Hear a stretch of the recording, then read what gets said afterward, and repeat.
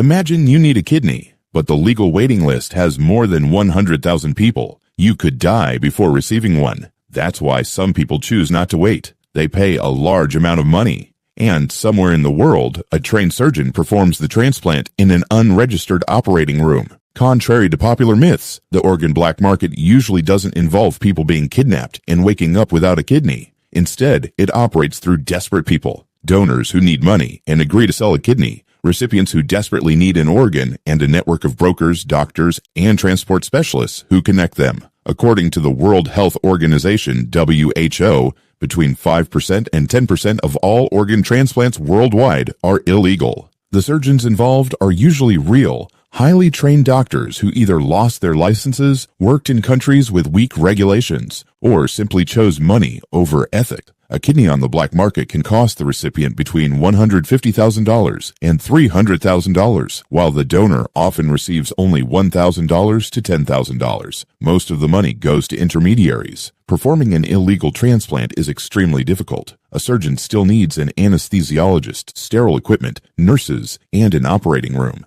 Without proper hospital support, even a small complication or infection can become fatal because there are no emergency teams or intensive care units available. Another major challenge is preserving and transporting the organ. A kidney cannot simply be frozen or placed on ice. It must be stored in a special cold preservation solution, such as the University of Wisconsin solution, at 2 to 4 degrees Celsius, 36 to 39 degrees Fahrenheit. It usually remains viable for only 24 to 36 hours, so every hour counts. Illegal networks must transport organs quickly, sometimes on commercial flights, without the organized systems used by legal transplant programs. The surgery itself is only the beginning. After a transplant, the recipient's immune system naturally attacks the new organ. To prevent rejection, patients must take immunosuppressive drugs for the rest of their lives and undergo regular blood tests and medical checkups. In legal transplant programs, this follow-up care is carefully managed. In the black market, many patients return home with little medical support, and some end up in emergency rooms after developing serious complications. Donors are often forgotten as well, receiving little or no follow-up care after losing a kidney. In the end, the issue raises an important question.